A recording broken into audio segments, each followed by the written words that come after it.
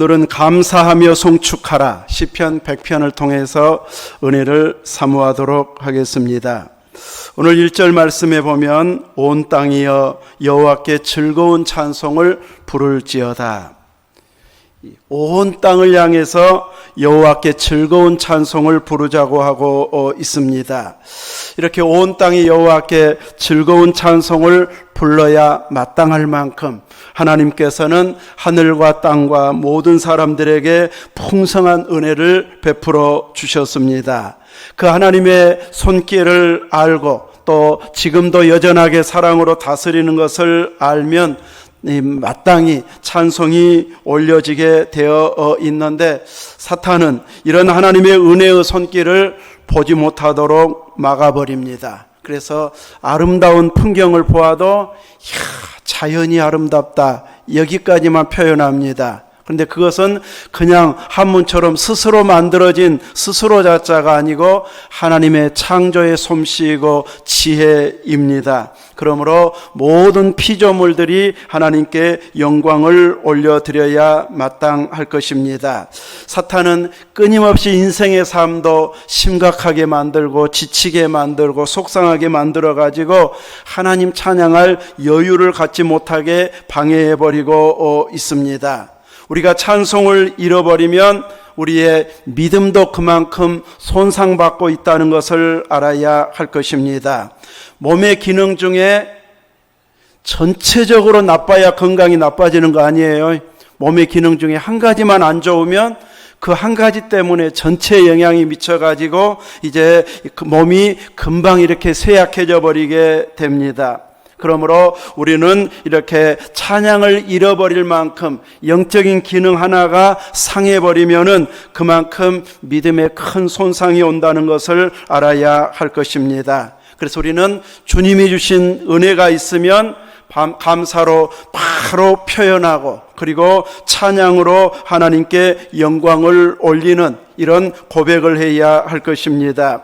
저도 이 설교 준비하다가 이제 순서적으로 찬송가 97장부터 이제 찬양하는 계속 순서대로 이제 개인적으로 불러보는 찬양이 있는데 97장이 정혼한 처녀에게, 98장이 예수님 오소서, 99장이 주님 앞에 떨며 서서 여러분들 한 번도 안 불러본 곡이고 저도 가사만 보고는 부를 곡이 아니어서 유튜브로 97장, 98장, 99장 이제 저는 틀어놓기만 하면 따라는 이제 금방 하니까 이렇게 틀어놓고 이 설교 준비하다가 이 세 곡을 부르기도 했습니다. 이렇게 부르고 싶을 때는 곧바로 찬양으로 영광을 올릴 수 있는 이런 여유가 우리에게 있어야 할 것입니다. 어쩌면 시편 100편의 시인은 자기 혼자 하나님 앞에 찬양하고 감사하기에는 너무 벅차가지고 온 땅이 자기처럼 다 찬송했으면 이런 마음을 가지고 온 땅이여 여호와께 즐거운 찬송을 부를지어다 하면서 온 땅이 같이 찬양하기를 구하고 있습니다. 2절에 기쁨으로 여호와를 섬기며 노래하면서 그의 앞에 나아갈지어다 하고 또 선포하고 있습니다. 우리의 섬김이 여호와를 섬기며 노래하면서 이 찬양하자고 말하고 있는데 섬김이 부담감으로 다가오기 시작하면 점점 짐이 되어집니다. 무거워지고 어쩔 수 없이 해야 되는 이런 모습이 되어져 버리고 많은 수고를 앞장서서 했는데 결과는 늘 불평이 나오게 되는 그만큼 열심히 헌신하다 보면 단점도 많이 보이고 부족한 점도 많이 보여서 그것을 불평하다가 내가 쌓아놓은 많은 은혜들을 이렇게 불평과 불만으로 허물어버리는 경우가 생겨나게 되어집니다. 그래서 섬김이 부담으로 다가오지 않도록 또 이 불평으로 쏟아버리지 않도록 그런 마음이 조금이라도 들어오려고 하면 바로 물리치고 감사로 찬양으로 얼른 바꾸는 이런 섬김의 기쁨을 회복해야 할 것입니다. 이제 부담감이 아닌 즐거운 마음으로 하나님 주신 건 내가 다 보답할 수 없지만 조금이나마 이렇게 표현하고 싶습니다 하면서 영광 돌리는 이런 섬김 표현하는 찬양자가 될 수 있기를 바랍니다. 3절에서는 여호와가 우리 하나님이신 줄 너희는 알지어다.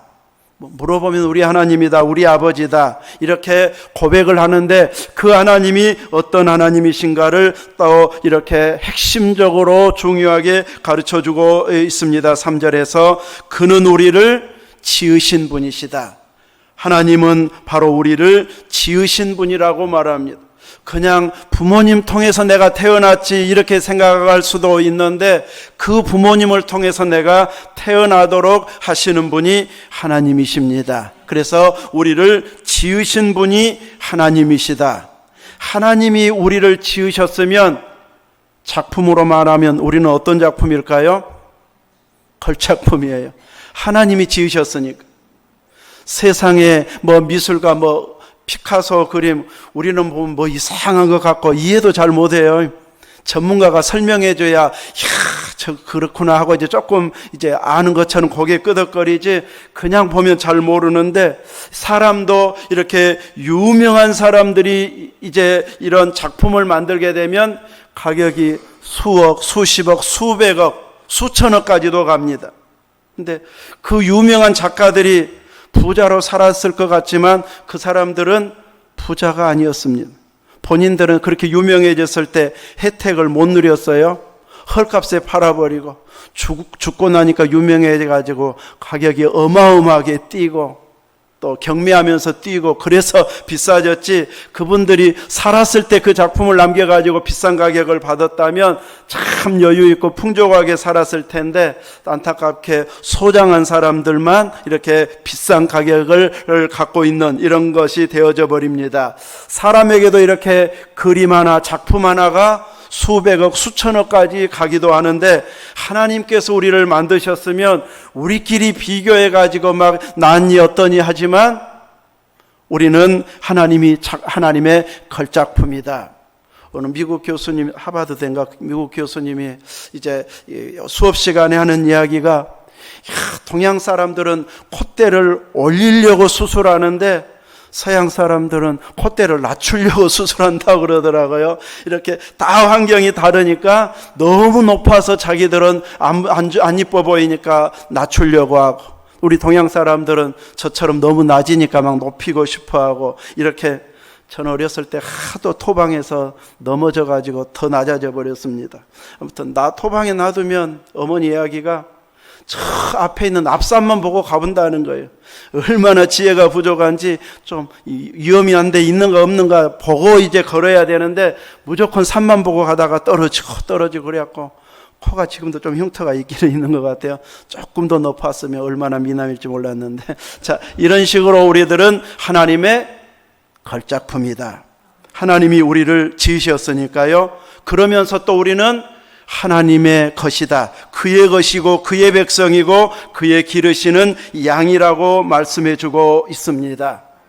우리가 나 혼자 생각하면 이것저것 단점과 부족한 점, 힘든 것, 아픈 것 이것만 더 깊이 묵상하기 때문에 늘 실망하고 낙심하게 되는데 하나님의 것으로 우리를 다시 보게 되면 우리는 빛나는 존재입니다.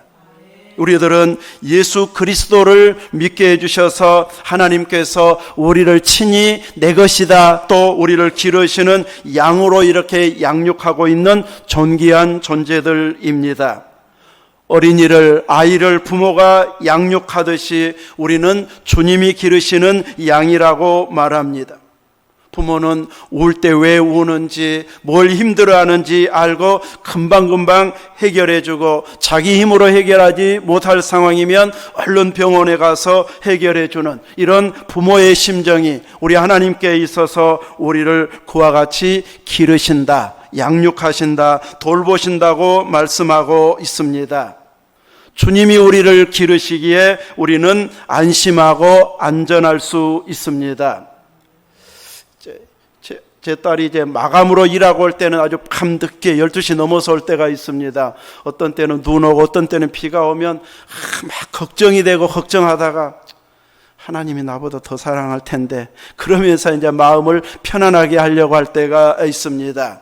하나님이 기르시기 때문에 우리도 많이 생각한다고 생각하지만 우리가 생각하는 자녀보다 하나님이 훨씬 더 사랑할 만큼 하나님은 하나님의 것으로 알고 보호하시고 기르시고 계십니다. 그러므로 하나님 앞에서 우리는 안심하고 안정되게 우리는 살아가야 믿음으로 받아들이는 자가 되어져야 할 것입니다.